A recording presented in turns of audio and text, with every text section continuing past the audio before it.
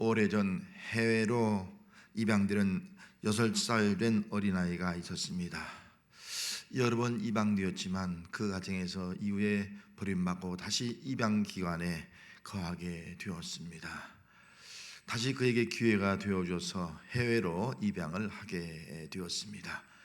그리고 비행기를 타고 공항에 도착을 하게 되었을 때에 양 부모님과 친구들이 뜨거운 박수로 환영을 하는 소리가 들렸습니다. 그리고 양 부모님께서 가까이 오셔서 품에 안아 주었습니다. 그때 이 소년이, 이 어린아이가 이렇게 물었습니다. 제가 마음에 드시나요? 이 말을 들은 양 부모는 마음에 충격을 받게 되었습니다. 왜냐하면 그 말 속에 이 아이가 버림받은 그 상처를 가지고 있음을 느꼈기 때문인 것입니다. 친부모에게 버림받고 또 다른 양부모에게 버림받고 또 지금도 혹시 내가 버림받지 않을까 하는 두려운 마음이 그의 마음속에 있다는 사실을 알게 되었던 것입니다. 사람에게 가장 두려운 것은 사람에게 버림받는 것입니다. 낳아주신 부모님에게 버림받는다는 것, 가까운 의지했던 친구에게 버림받는다는 것, 주변에 있는 사람들에게 버림받는다는 것은 가장 큰 고통이요 불행한 일인 것입니다. 사람이 사람에게 버림받는 것은 가장 큰 두려움이 될 것이고 그의 삶은 고통이요 또 불행한 삶이 되는 것입니다. 오늘은 고난주일입니다. 예수님께서 예루살렘에 올라가서 십자가에 못 박힌 것은 하나님과 사람에게 버림받은 사건이었습니다. 예수님께서 십자가에 매달리실 때 오전 9시였고 운명하실 때가 오후 3시였습니다. 예수님은 십자가상에서 고통을 당하시면서 6시간 동안 그런 고통을 당하시면서 7마디 말씀을 하셨습니다. 예수님께서 7마디 하신 말씀 중에 오늘 4번째 말씀, 이 말씀이 바로 오늘 본문 말씀의 배경이 되는 것입니다. 마태복음 27장 46절 말씀에 보면은 제90쯤에 예수께서 크게 소리질러 이르시되 엘리 엘리 라마 사막다니 하시니 이는 곧 나의 하나님 나의 하나님 어찌하여 나를 버리셨나이까 하는 뜻이라.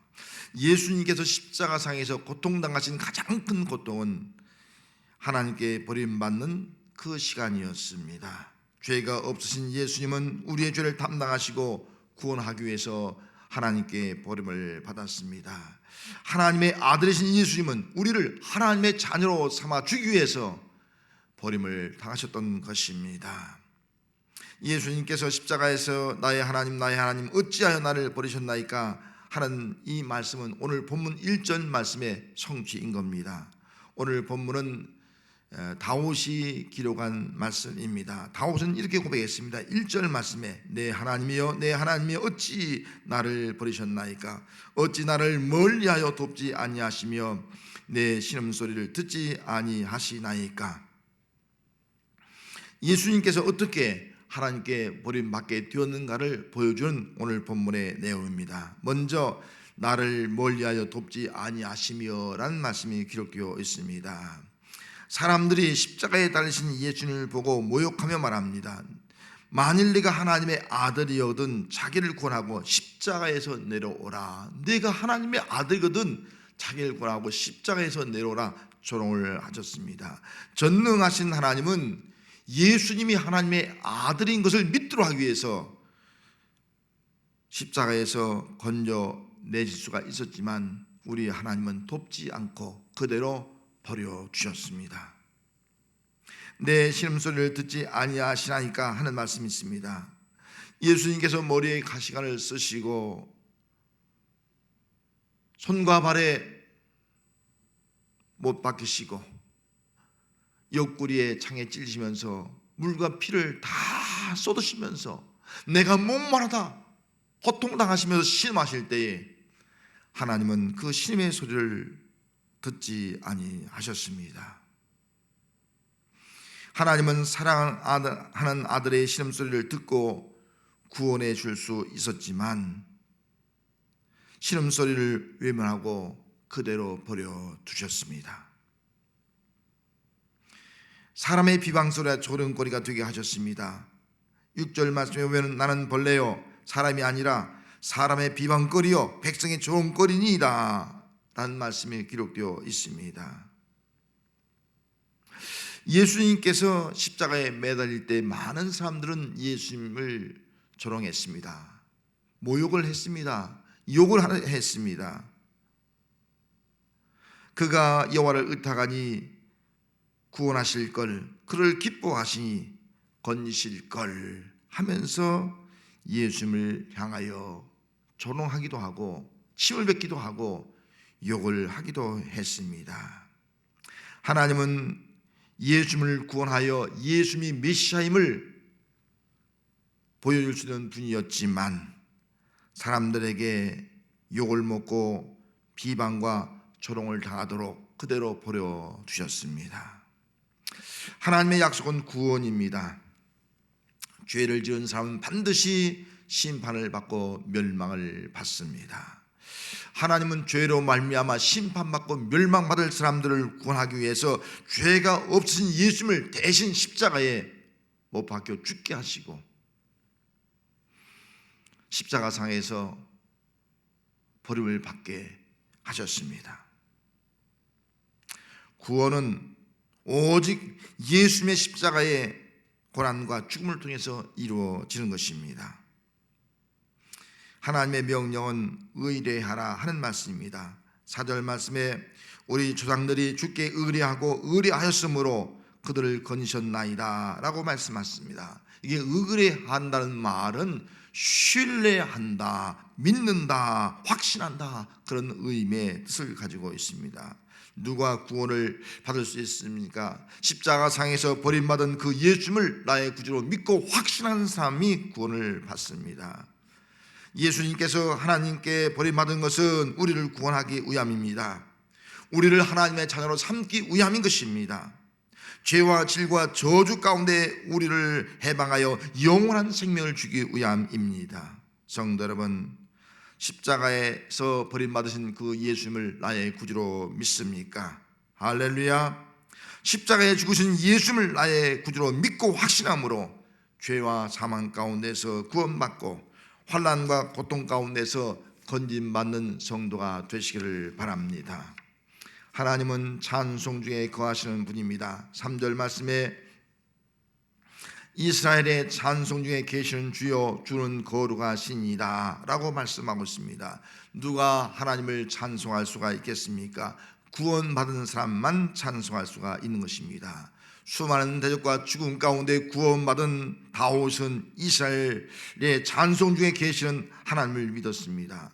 찬송 중에 계시는 하나님께서 내가 찬송할 때 나와 함께 계신다면 내 힘으로 이길 수 없는 어떤 대적도 두려워할 것이 없습니다. 아무리 힘들고 어려워도 낙심하거나 절망하거나 포기하지 않게 됩니다. 어떤 고난과 위험도 견딜 수 있고 이겨나갈 수 있는 것입니다.